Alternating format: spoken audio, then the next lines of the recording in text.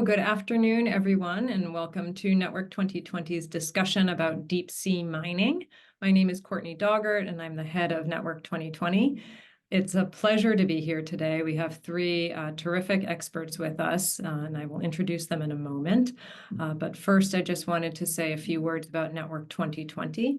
So we are an independent nonprofit organization, and our focus is on bridging the gap between the private sector and the international affairs community. So we bring leading experts to have conversations about topics that are shaping our world, adding more nuance to conversations that are often reduced to misinformation and headlines. So we encourage everyone to follow us on social media and sign up for our newsletter if you aren't already. So it is my great pleasure to introduce three terrific panelists today. First off, we have Julian Jackson.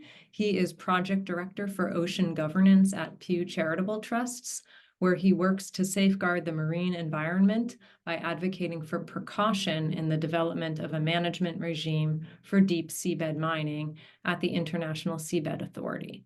He also leads engagement in Europe on Pew's campaign to protect ocean life on the high seas. He has worked in the UK government as a civil servant, working on international agriculture and biodiversity policies.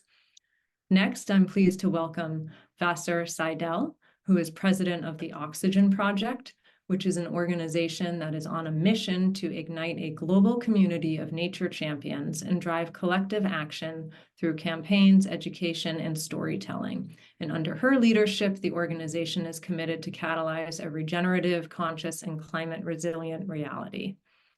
And last but not least, I am pleased to welcome Victor Vescovo, who is a private investor with over 30 years of experience in a variety of complex business situations, including defense, aerospace, and electronics.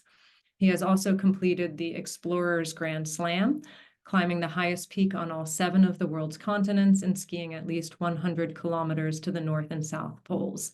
He was also the first person to visit the world's 5 deeps, the deepest part of each of the Earth's 5 oceans. So welcome to the 3 of you. It's a pleasure to have you all here. I'm going to start off where I usually like to start off, which is with context. So Vasser, I'd like to start with you. Could you just get us all on the same page about deep sea mining, because this might be something new to some who are on the call, and why are people talking about it at this moment? Thank you, Courtney, and thank you for having us here and having me here and for the kind introduction. So just to get us all on the same page, it's a big task. Deep sea mining is very complex, but I'm sure you'll get a full scope after we all have a turn to speak. But at a high level, deep sea mining is the process of extracting mineral deposits, namely rare earth minerals from the deep sea. This is an area of the ocean below 600 feet and 200 meters. The deep sea is also the biggest habitat on the planet and is believed to have one of the highest levels of biodiversity on Earth. So there's 3 types of deep sea mining habitats of interest. One is seamounts, hydrothermal vents, and abyssal plains. And generally speaking, there's the most interest and misconceptions around polymetallic nodule mining and abyssal plains. So I'll just speak a little bit to that. These nodules are living ecosystems in and of themselves. They've taken about 13 million years to form and are incredibly important for capturing and storing carbon in the seabed, as well as balancing trace minerals in the water column, which is crucial for the surrounding ecosystem to thrive.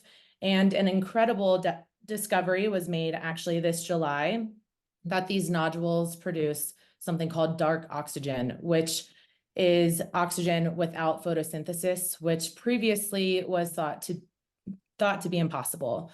So this really underscores the little we know about the deep sea and its ecosystem services, but also the critical nature of the deep sea and its ecosystem services. So where is this rush and this interest to mine the deep sea coming from? The International Seabed Authority, the ISA, was created by the UN's Law of the Sea Treaty, and it has jurisdiction in over 50% of the entire Earth's surface. So do not mistake this as being a small niche topic. It actually is something that touches all of us for many different reasons, but definitely within the legal realm, which I know Julian will touch on later. And currently there are negotiations at the ISA over the exploitation regulations that will allow deep sea mining to take off on an industrial scale. And with growing prospects of monetizing our global commons, which is not new, and also private and state interests in rare earth mineral deposits, there is pressure from pro-mining interests to rush and pass these exploitation regulations. And on top of this, there's a loophole called the 2-year trigger that would allow industrial deep sea mining to begin even without regulations as soon as next year. So that's everything at a high level, and I'm sure we'll get a lot more context from Victor and Julian. Okay. Thank you, Vasser. It was a big question, but I think you hit the notes that we needed to have from the get-go. So thank you very much. Julian, following on with you, Vasser mentioned the International Seabed Authority, but if you could give us a sense of how are these deep sea mining activities being governed at the moment, and if you could go into a little bit of detail on sort of which countries are at the forefront of deep sea mining, how is the governance being shaped, and how is all of that coming together? Yeah, thanks. And thanks for having me, Courtney. Lovely to speak to everybody here. So just as a quick reminder, we're talking about the international waters. As Vasser mentioned, these are 200 nautical miles offshore at least. And at the moment, most countries or most activity is governed by exploration activities. So this is the precursor to actual mining activities.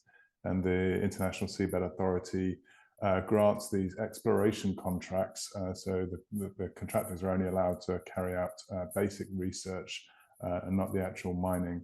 And these are granted not to contractors, but to states, because we're in international waters. There's no way that the International Seabed Authority can directly have a legal contract with these private contractors. So they operate through states who will then give these working partnership or give the contract out to the contractors. At the moment, these exploration contracts are undertaken by a range of, and there are about 30 exploration contracts at the moment covering the 3 resources that Vasser described, but mainly the polymetallic nodules. That includes Russia, China, Japan, France, Germany, Nauru, Tonga, Belgium, Singapore, Cook Islands, and Jamaica. As I say, most of these are focused on the polymetallic nodules, but there's one from India pending for the polymetallic sulfides. The main focus on the nodules, but these exploration regs are not binding at the moment. So they're governed by guidance, which is quite strange. The other thing that's been set up is the system, the way that these license areas operate. They have a system of giving out these areas, but also setting aside some areas for reference areas or so-called protected areas. Unfortunately, these protected areas or reference zones, or APEIs, they're known, were introduced after the licensed areas were given out. So it's not clear that they are sufficiently representative of the areas that might be impacted. And then what's also happening is the Seabed Authority is negotiating these exploitation rules at the moment. And that's undertaken by a small subset of nation states, what's called the ISA's Council. That's 36 countries, all with slightly different interests. Many of them with mining interests are sort of agreeing these rules or not. And so you've got those that have given out the contracting, those which might have a defensive interest in mineral resources, so those who have land-based economies based on mining, a subsection of developing developed states, user countries, as well as a set of countries to give geographical or global representation. And then the other group of countries we've got are the states that are particularly concerned at the moment, as Vasser described, because of the 2-year rule and the potential unregulated mining. The sort of moratorium group of countries that are those countries that have made a political statement to say that they support a moratorium, precautionary pause, or ban on deep seabed mining. So there are 32 countries now that have gone on the record to sort of call for this. So those are the sort of two blocks of countries, if you will. And there's a little bit of overlap, which is quite interesting. So some that have, for example, France and UK have called for a moratorium or a ban, and they still have sponsoring contracts. So those are the players. All right, great, thank you. One quick follow-up. The group of countries that you mentioned that have that currently have, forgive me if I'm getting the terminology wrong, but contracts for exploration or the rights for exploration. That seems like an interesting group. You have what, Russia, China, but then also some smaller island nations. Could you speak a little bit about who's in and why? Yeah, so the Law of the Sea had a grand design to try and ensure that any benefits from its exploitation would be fairly shared. So in theory, there are set aside areas for developing countries so that they would be able to go and seek a contract from some of the purest resource, as it were. So private contractors have gone to this group of primarily sort of small island states to seek sponsorship. So even though, so for example, Nauru is a very small island state with 30,000 people, they have the right to seek sponsorship, even if the contractor is ostensibly based elsewhere. All right, terrific. Thank you for that clarification. Victor, turning to you, as a private investor and renowned deep sea explorer, what is your take on the deep sea mining industry? How profitable is it, and where do you see its growth going? Yeah, thank you very much for your time and the invitation to speak on this issue. Unfortunately, I think that so much about deep sea mining, it appears that 99% of all the discussion revolves around the environmental aspects of it. But I think the most important thing to start off with is why it is being contemplated in the first place. Julian just mentioned, that the benefits would be shared by all. There's an implicit assumption there that deep sea mining would be incredibly profitable. And that, of course, is something that the companies that would be mining, in particular the leader right now that's pushing for the first commercial operations, the metals company out of Canada, they are, I don't think, being completely accurate with everything that's happened in the last 10 years that indicate that deep sea mining will not be profitable. And there are many reasons why. They don't call economics the dismal science for nothing. Taking apart the financial assumptions, the risks involved, everything gets pretty technical, and it can be hard to understand for people that aren't trained in finance or the intricacies of deep sea operation. This is what I do. And if one looks at the financial projections that were made by, for example, the metals company back in 2021 and compare them to the reality today, there are so many issues that are inconsistent or in effect hiding the ball, so to speak, to show that it won't be profitable. For example, we've had the highest inflation in the last 30 years, in the last 4 years.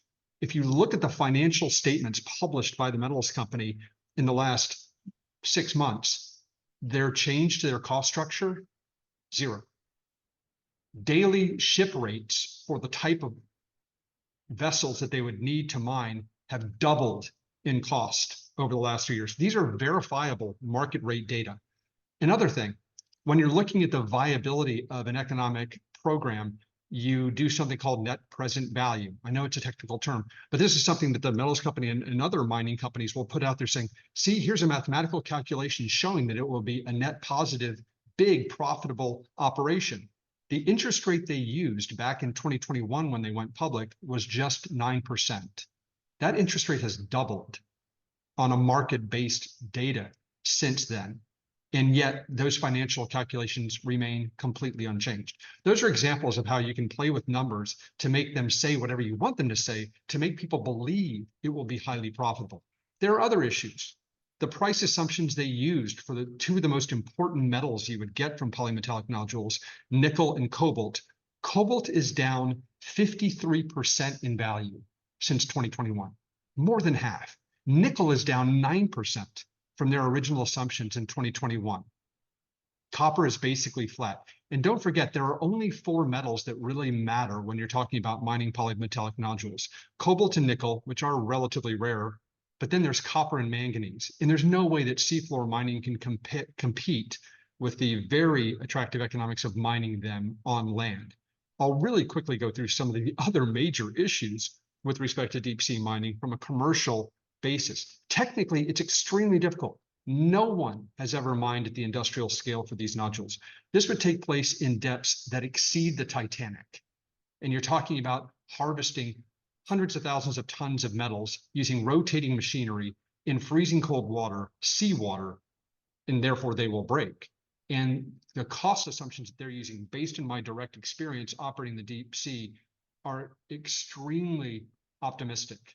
They would have to operate 24/7, 365 to make their financials. And that just doesn't happen when you're operating in the deep ocean. There are other issues. Battery chemistries that rely on cobalt and nickel are rapidly being substituted out for battery technologies that don't use those metals, in particular lithium iron phosphate, which doesn't use any cobalt, manganese, or nickel. And that share of the amount of batteries being produced has gone up dramatically. It's gone from about 3% of batteries that don't use those metals at all to 27% in 2 years. The majority of batteries made for electric vehicles in China now use batteries that do not use cobalt or nickel, which dramatically has reduced their value, even though electric vehicle production has gone up by a factor of 4 to 5 times in the last 3 or 4 years. The prices of these metals they would mine have gone down, not up. There are other, I'll go through the other ones really quickly. Saying that it's better to mine the seafloor than mining the rainforests of Indonesia is a false equivalence. Major mines in Canada and Australia, which don't have rainforests, are being mothballed because the prices of nickel in particular have gone down so much. So therefore, if you have to get more nickel, for example, you can actually reactivate mothballed mines in areas that don't have rainforests. It's again an emotional appeal by those advocating for deep sea mining that doesn't bear direct relevance to the actual economic situation. Number 5. Rare earth metals. It stuns me that people say that you can get rare earth metals from seafloor mining. You can get rare earth metals from almost any place in the Earth's crust. The problem is where you process them. The reason why certain countries like China have a dominant position is because they're willing to process them at low cost with high experience and with high environmental damage that Western countries are not willing to do. It's not a question of where you source a lot of these critical metals. It's where you process them that creates a bottleneck for certain countries like China to dominate. So again, that is a conflation of issues that are not accurate. And then the markets have spoken. The metals company, which again is the leader in this field, pushing forward the regulations, IPO'd at $10 a share back in 2021. It's now below $1. The financial markets are understanding some of these issues and saying this is not a good economic prospect. And finally, there are so many other issues I could get into. There are the legal issues of mining the seafloor without regulations in place that would open up the countries and the companies doing it to lawsuits from any number of other nations.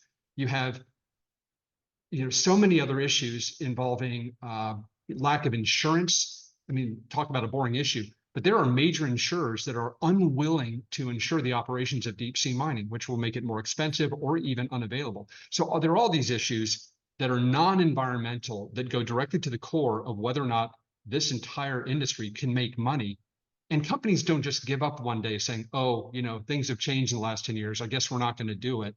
They will continue to flog their story until they can somehow get their money back or make a little money. And that seems to be what's happening now. Right. Thank you, Victor, for laying out the economic reasons on deep sea mining. And one point, Brian, if you haven't put this in the chat, we did hold an event a while back on the critical mineral supply chain, in which the environmental aspects of the processing came up as well. And so if you wouldn't mind just putting that in the chat, that would be great. Thank you. Vasser, turning back to you. Your organization has been one of the leading organizations in raising awareness of people regarding the environmental effects that we haven't really dug into yet of this industry. So could you lay out for us, similar to how Victor laid out the economics of deep sea mining? Yeah, of course. And I think, using the word environmental effects can be conflating, although I will get into those as well. But just unlike Victor, who is one person of a very small few that have been able to see the deep sea firsthand, and the vast majority of us will never have the opportunity to do that. And even then, so many of us haven't even seen photos or videos of the deep sea. So there's a big disconnect with people hearing about deep sea mining and feeling any sort of connection to the deep sea, when in actuality, our very existence depends on a healthy, functioning deep sea. So it's important for people to understand the interconnectedness and the science behind the deep sea, so that we're able to understand really the priceless nature of what we will lose if deep sea mining on an industrial scale moves forward. So for people who really don't understand how the effects of deep sea mining can have on the deep sea, especially as we exist so much of our lives on land, the vast majority of us, one way I like to just paint the picture is that just like clear cutting an old growth forest and leaving nothing behind, deep sea mining is clear cutting the ocean. And we know so little about the deep sea. Over 99% of the seabed is unexplored. But what we do know is that biodiversity loss is guaranteed and unavoidable. Plumes stirred up at the mining site and in the water column from wastewater being dumped into the ocean from the mining vessel are projected to impact 4 to 5 times the area mined. And this is a scale that is massive and unprecedented in mining. The effects will be felt throughout the water column, threatening whales and other deep diving creatures alongside creatures at the mining site, with impacts like toxic metals that are introduced from the plumes from the vessel and also at the mining site, and light pollution and noise pollution that will seriously disrupt and even harm wildlife. And ultimately, we rely, like I mentioned, on a functioning ocean for survival. The ocean is sequestering about 25% of the carbon dioxide emissions and absorbs over 90% of the planet's rising heat. And as a result, we're already seeing symptoms of the ocean's health decline with increased acidification, ocean deoxygenation, and mass biodiversity loss. And at a time where about 150 species goes extinct every day, deep sea mining threatens mass biodiversity loss. It jeopardizes vulnerable frontline communities and fisheries, and it risks exacerbating the climate crisis. Studies have shown even after small-scale experimental deep sea mining, carbon cycling has not recovered after 26 years. So we believe that it won't recover on human timescales. And really, I leave people with a question: isn't disrupting ancient carbon sinks exactly what's causing the climate crisis in the first place? So this is why I'm doing this work, and it's because we have the deep sea to thank for creating this planet that's habitable to humanity and life, and choosing to steward and protect the deep sea for its priceless ecosystem services is an opportunity for countries to back up their climate, nature, and biodiversity commitments, and really for humanity to take our polycrisis seriously. Thank you. I'm going to try to get in a couple of more questions before moving to the Q&A box. And if you're listening and would like to ask a question, I encourage you to type it in the Q&A box, and I'll try to get to as many as I can. Victor, turning back to you, one thing that I found very interesting about your work is that as a deep sea explorer, you yourself, I think, overtook the engineering of new vehicles and mapping of parts of the Earth that are unexplored. And so I think you have a real interesting understanding of the technology, this kind of pioneering engineering and science that almost typically falls under the domain of NASA. So I'd love if you could just talk a little bit about the technology that is needed for deep sea mining and who is currently developing the technology. Is it private industry? Is it US or other governments? And why does it seem that the ocean seems almost different from space in terms of who's doing that research and development? the number one takeaway anyone should get from exploration of the deep ocean is that it's really hard. It is one of the most hostile environments on the planet, particularly when you get really deep. So the point is that it is private companies that are developing the technologies to mine the seafloor. And what they basically use are very large industrial sized vacuum cleaners to effectively, and I'm not being, this is the accurate, it's strip mining the seafloor. To go to Vasser's point, there's no recovery. In fact, she mentioned 26 years later that there's no recovery. I have seen trenches dug by warships that have impacted at 8,000 meters. Those trenches are still pristine after 80 years. No recovery. In fact, I co-authored a scientific paper about that fact. So there is no recovery once you strip mine the seafloor. That biodiversity is gone, eradicated. We didn't even know it was there or had studied it. So back to the technology. Many people say, oh, well, you know, we've been extracting oil and gas from the deep ocean seafloor for decades. It shouldn't be that different. It is. Oil is under thousands of pounds per square inch of pressure. It wants to come up. Tons and tons of metal do not. So you have to build these risers that actually raise them up. And companies like the metals company will actually point out, oh, well, we just did a trial. We raised 3,000 tons from the Clarion zone. And yeah, it works, great.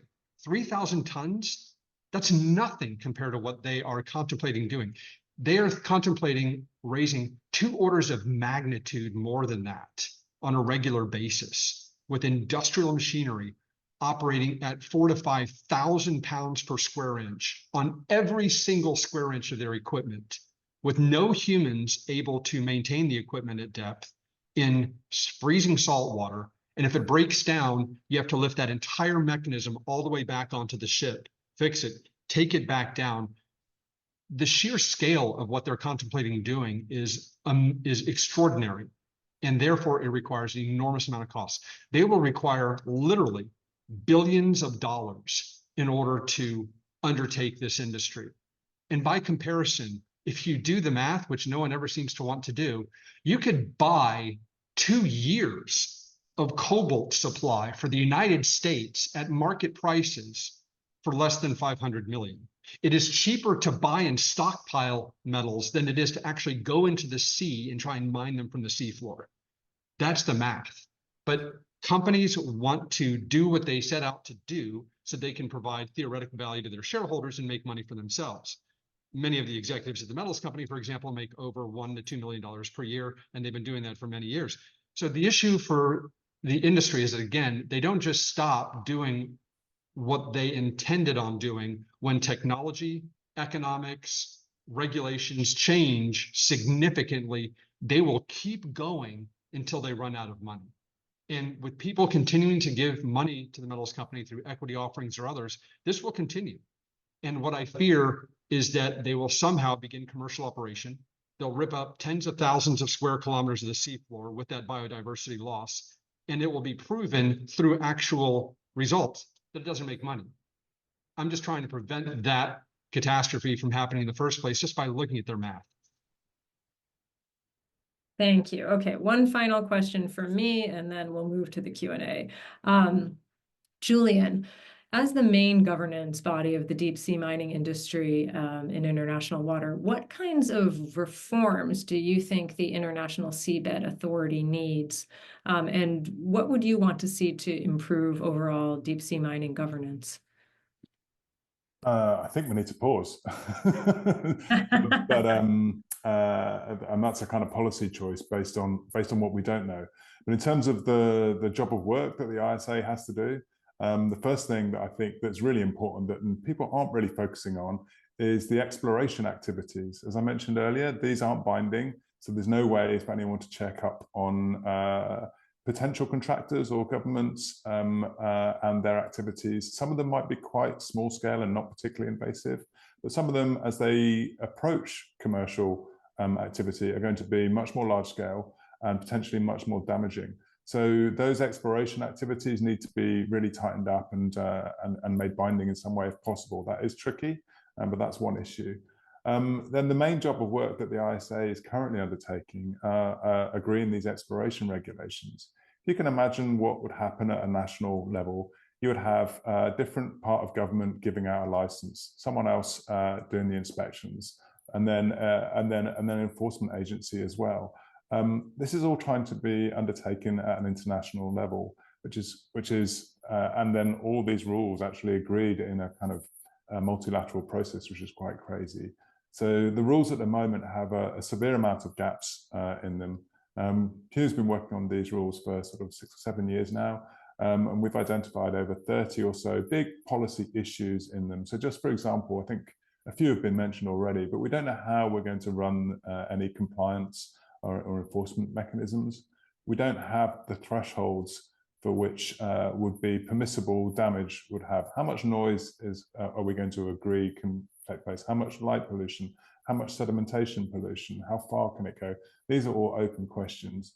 And then because these minerals are the common heritage of humankind, they're supposed to be shared across the world, primarily developing countries as well, but also across generations, which also means you've got to consider what's the damage that you're going to be giving to future generations. There's been some work that's been undertaken looking at environmental externalities. So that's the cost of the damage. And given that the ecosystems we've talked about, as Vasser said, it's very slow moving and effectively impossible to recover, you're going to be bequeathing a damaged environment to future generations for basically the rest of humanity. How do you factor that into the decision making? Other governance concerns that we would have are about the ISA itself. Does it have a whistleblower policy? How are we going to address that? At the moment, the ISA is a bit of a UN negotiating forum. It's not a regulator really. So it will need to look a bit different if it is going to carry out deep seabed mining. Some of the bodies require some transparency, greater transparency. So a group of volunteers make up what's known as the Legal and Technical Commission, and they will meet for several weeks a year to consider various things. But this group of individuals will have to look at any applications for mining. And at the moment, I think we have concerns about the transparency of that. Obviously, they might have to handle some confidential data, but I think there is scope for making that more transparent. There's no scientific committee at the ISA, which is a bit unusual for an international body. So that's something that could go well. And then the other thing that states need to do is to perhaps reconsider, as Vasser said, their other commitments as well as under the law of the sea.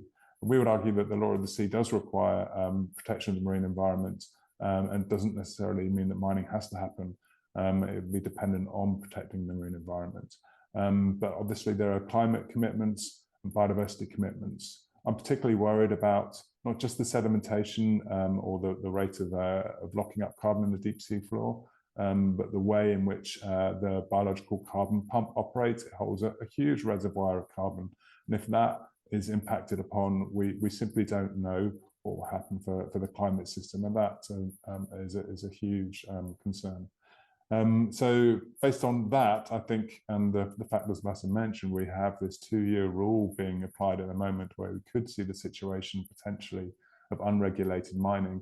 I think the most pressing thing is for states to put in place a moratorium to give us the safeguards so we can get all these things in place and the evidence to consider whether or not we want to go mining first. One quick rejoinder on that, because you mentioned exploration, I think it's a great point. Just because countries are investigating deep sea mining, like China, Russia, Japan, Norway, doesn't mean it's profitable. It doesn't mean it's going to work. And so I think lately there's been a lot of red flag waving going, oh my gosh, India, China, Russia, they're getting into deep sea mining. We better do it too.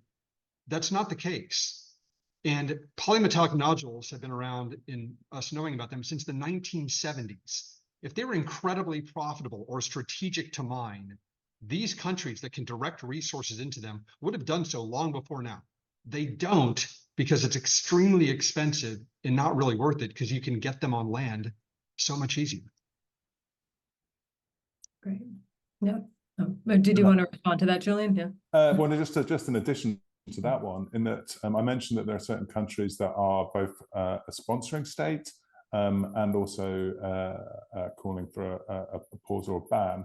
And France in particular, as I understand it, has now redirected their exploration work, not really to be focused on mining, but actually trying to understand the deep seabed. So that's one positive that can come out of it. And perhaps we look at the way in which the ISA can operate in the future. It could be a vehicle for science, but obviously private money needs to come in behind that. But government money for research could be a way of developing or evolving the ISA. Vive la France. Thank you. I'm going to turn to the Q&A box now. We have a lot of questions coming in, and I'll start with this one. Actually, I have a couple that's on the role of small island nations, and I'll start with you, Julian, and then if anyone else wants to chime in, because I can see points for each of you to make. And now let me see if I can find it in here. So we have one person wanting to know your views on deep sea mining companies' relationships with some of the small island states, particularly the metal company's relationship with Nauru. And then also we have someone asking about, if I can find it here, how the deep sea mining industry fits into the blue economy perceived as essential for Pacific Island states. And so it almost seems like for some of these countries that are most impacted by climate change, they also almost seem to have the most to seemingly gain if you think that deep sea mining is profitable from this endeavor. So Julian, I'll start with you, and then if others want to chime in, that would be great. Yeah, thank you. So as I understand it, the Metals Company has a subsidiary called Nauru Ocean Resources, Inc. And this is their vehicle through which they operate. And I think the case of Nauru is for a small island developing state that's very small, small profits with limited development opportunities. You can be sympathetic to the idea that this is a way in which, and this is a potentially viable, if it all were to come to pass, mechanism for a small state. But in terms of common heritage of humankind, it seems to me that there's going to be limited opportunity for any benefits to go much more broadly than that. In terms of the second question, which I probably try and get on my screen.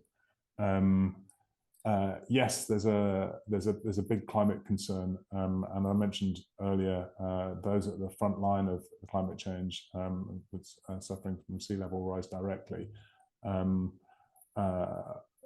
mean, it's a big concern, and would seem you would want these countries, and I think they understand that they would want to be sure that whatever happens isn't going to exacerbate that.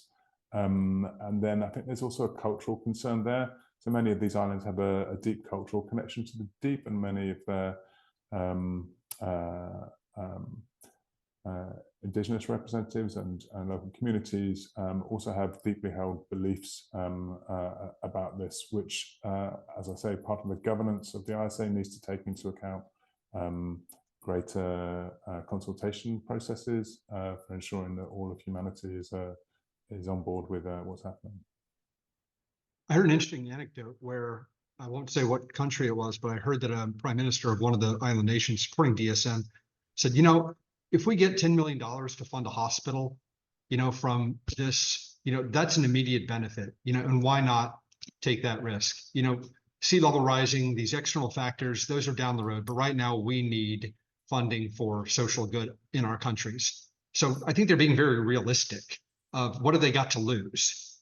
Very little. And they're being made wild promises by the mining companies that they're going to get millions of dollars. So why wouldn't they support it? Nauru is one of the poorest countries in the world. Other countries are also very poor. So why not partner with them with the prospect of getting lots of money? And, you know, they'll deal with the consequences way down the road. It makes rational sense, quite honestly. I will just say the cautionary tale, especially with the metals company that was formerly Nautilus, when in Papua New Guinea, they left Papua New Guinea in over $120 million of debt when they formerly tried to do deep sea mining within national waters. And then Nautilus went bankrupt, came back up in about 10 years with a new shiny face and a new shiny name, which was Deep Green at the time. And then with the SPAC, they became the metals company. So those are really the intentions behind the metals company. And it's just playing the game of bankruptcy at the expense and at the risk of these small island, big ocean nations. And just to say, the now CEO, Gerard Barron, came out making money from that deal. So this is the cautionary tale. Is it really going to end up in even $10 million, or is all of the risk, both environmentally down the line and also financially, put on these small island nations? Thank you. We're getting a couple of questions, and I'll start with you on this, Vasser, about whether or not this is sort of an all or nothing proposition, right? So someone likens it to a new Wild West. And we have a couple of people asking, are there measures to limit related environmental damage? You know, is there anything that can be learned from the oil and gas industry as well, like offshore in particular? I think the lesson to be learned from the oil and gas industry is the beast that it is now, and with the climate and poly crisis that we're faced, the cat is out of the bag and it's very hard to transition.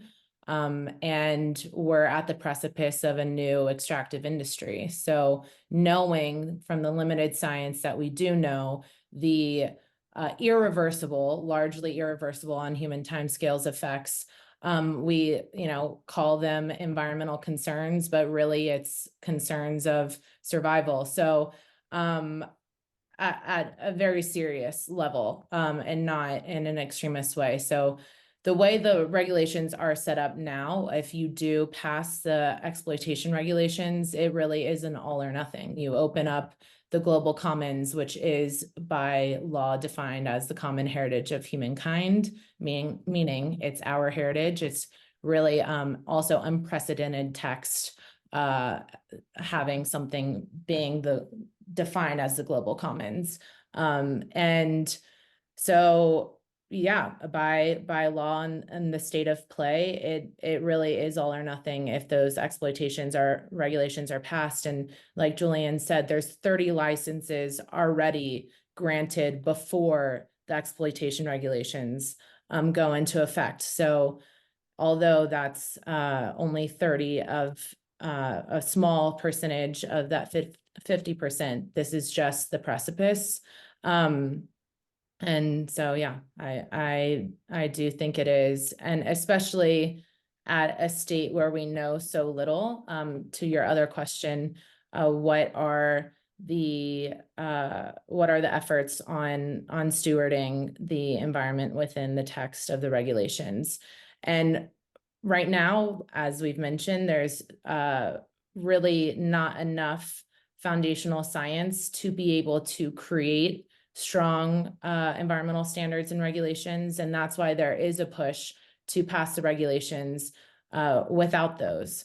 So that's what Julian was saying earlier, and really what the position is. We need to have a precautionary pause so that the science can catch up with our ability to create strong regulations to move forward if we want a chance at having the ability to steward the environment and potentially move forward with deep sea mining. But where we are now, if the regulations are passed, I do believe it is all or nothing.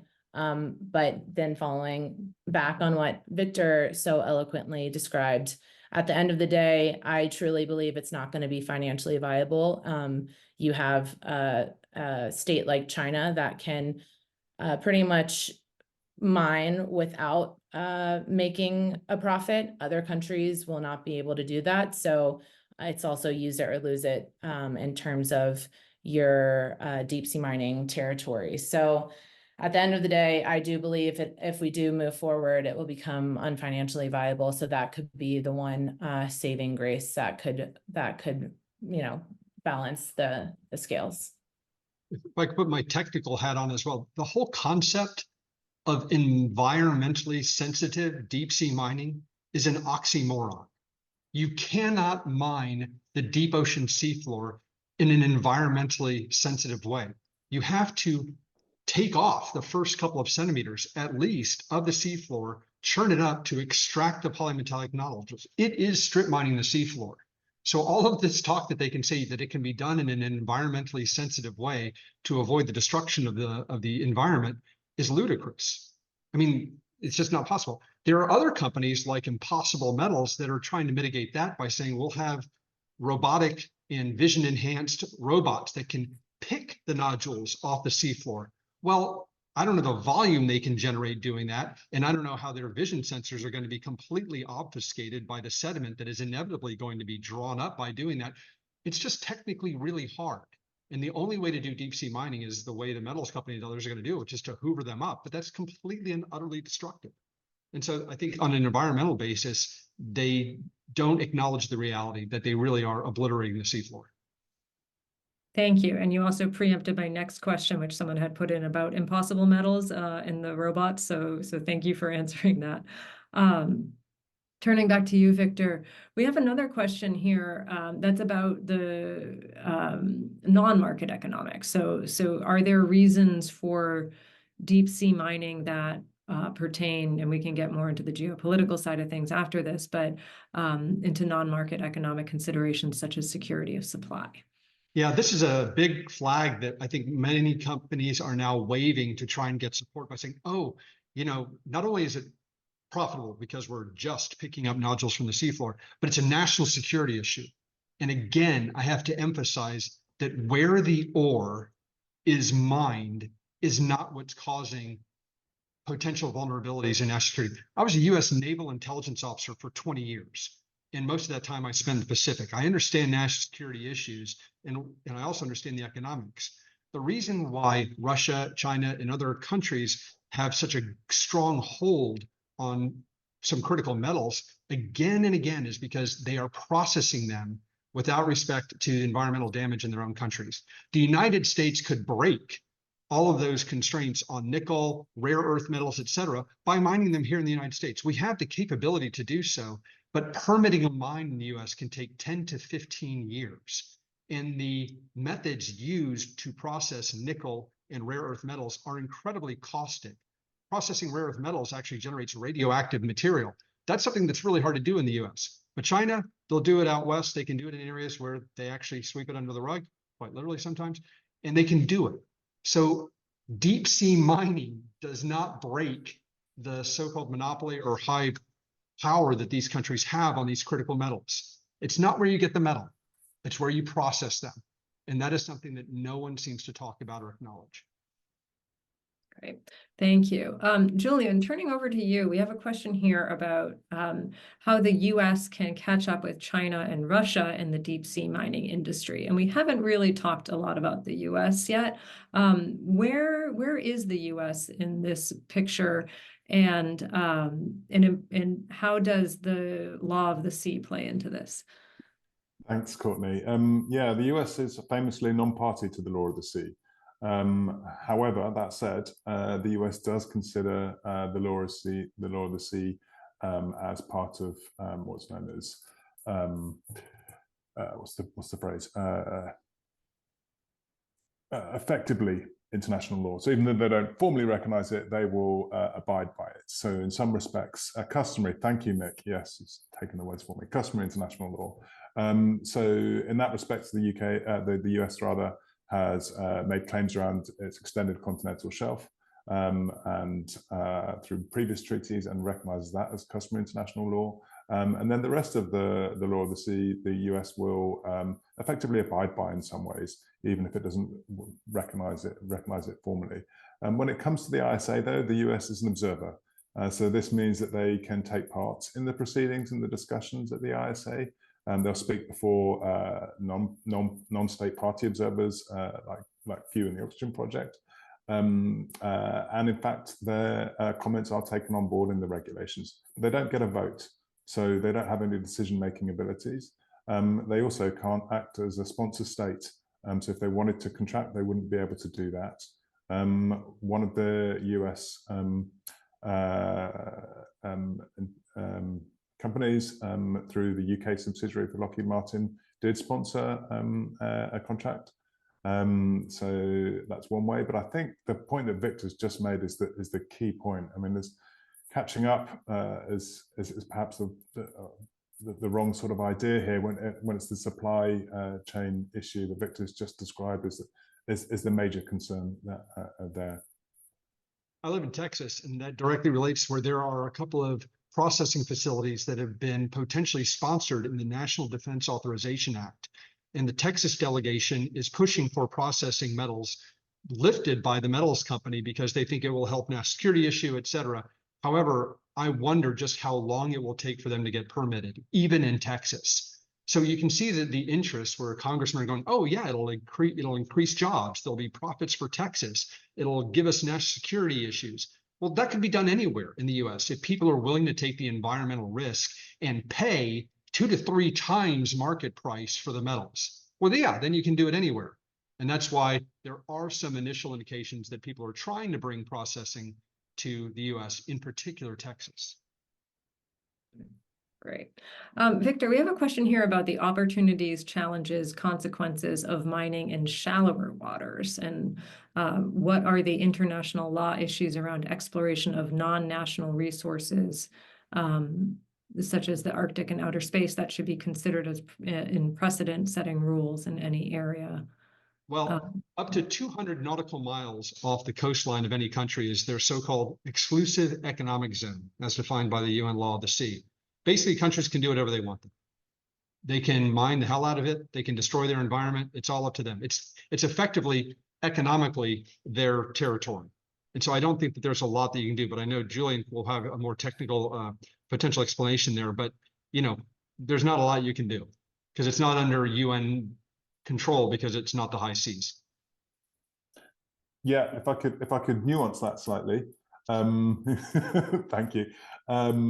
The rules that we are currently negotiating for exploiting in the high seas, there are requirements that for exploiting within those 200 nautical miles, they should be no less effective, or something to that effect. So there are obligations within the law of the sea for how that is exploited, and there are other international commitments about how pollution spreads, transboundary pollution.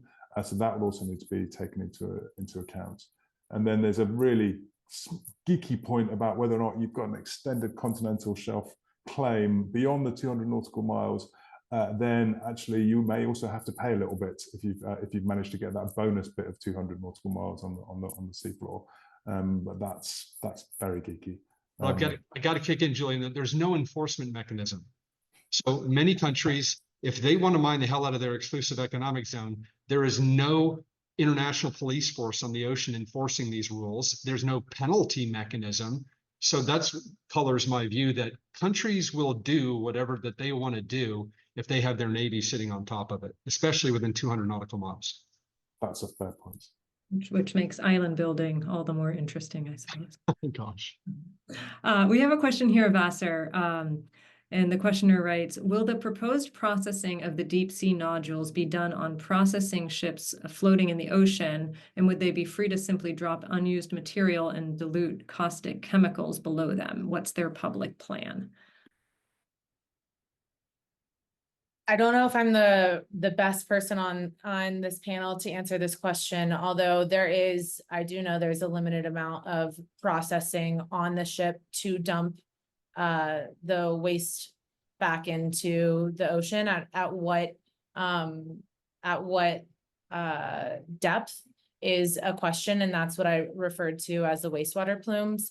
But also there's an extensive processing that will have to be done or is proposed to be done on land, and that's really goes to Victor's several points around processing.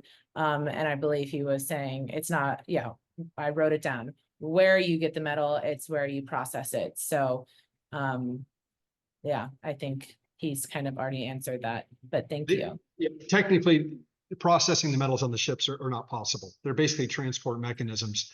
And the original capital expenditure plan by the metals company was $7 billion. And that included their own processing facilities.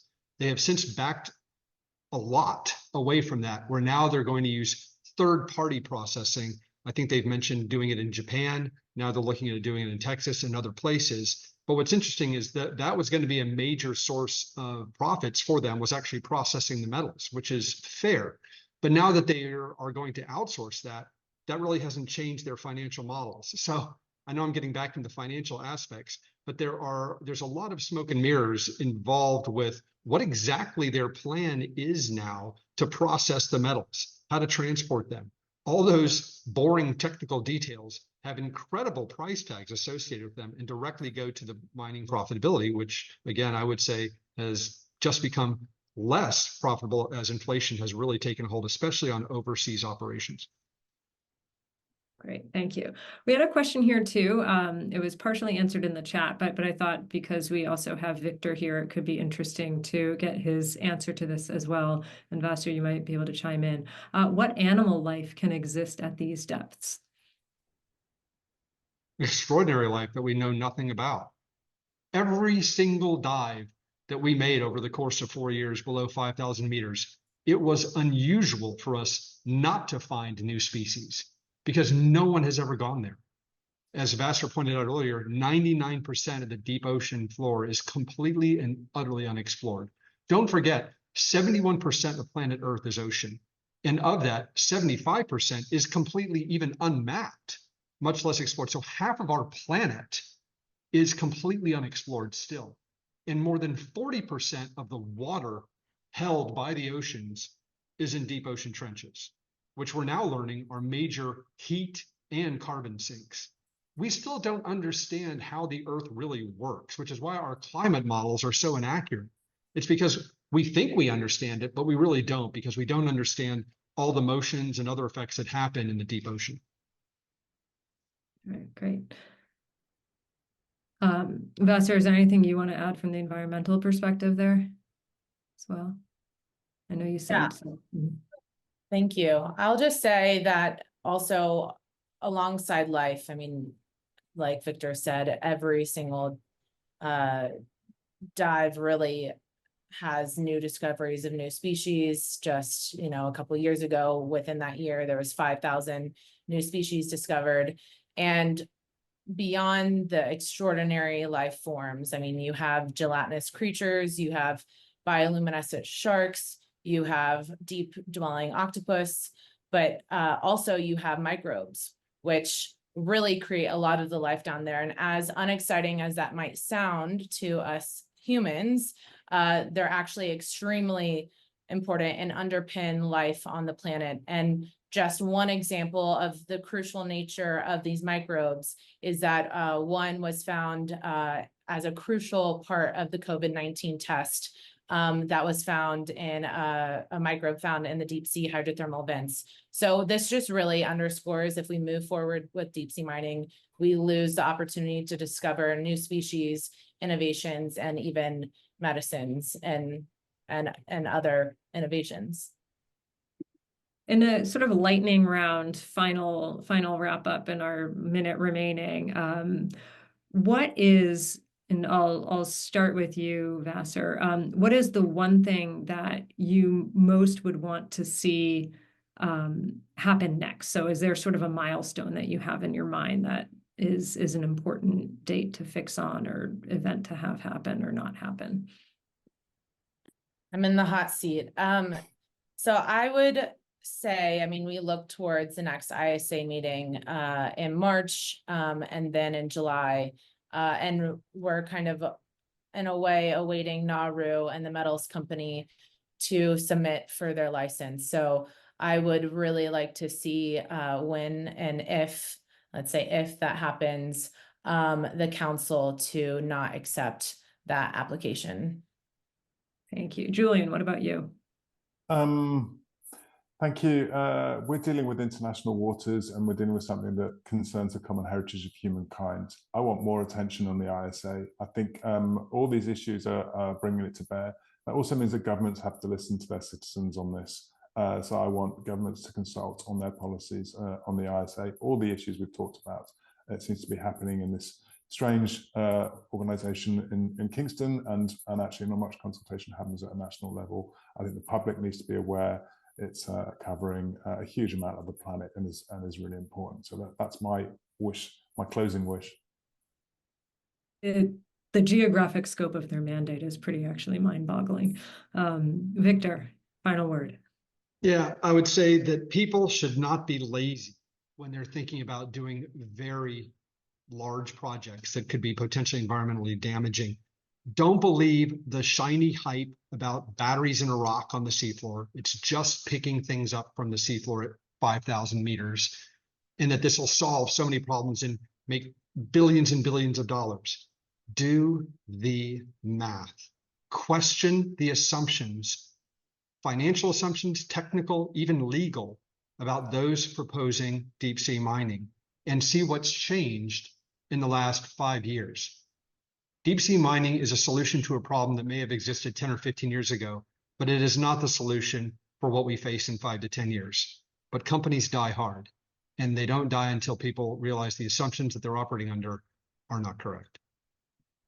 All right, on that note, thank you, the three of you. This was fascinating. I learned a ton. I imagine everyone else did too. We will post this on our YouTube channel as well if anyone didn't catch the full thing or wants to share it. So we encourage you to check that out. Our next discussion is, let me see, because yes, it's on September 11th, and it's with Stephen Cook, and we'll just be looking at the role of the U.S. in the Middle East. So back to the terrestrial lands. And then we'll also be talking about the U.S.-China green energy race and security implications on September 17th. So those are two upcoming briefings. We are a nonprofit. We are trying to keep this information free and open to all around the world, so I encourage people to donate. And with that, I want to say thank you, Victor, Julian, Vasser. This was fascinating. Really appreciate the work that all of you are doing. It was a real pleasure to spend time with you. Thank you very much. Thanks, bye. Thank you. Bye-bye. Thank you so much.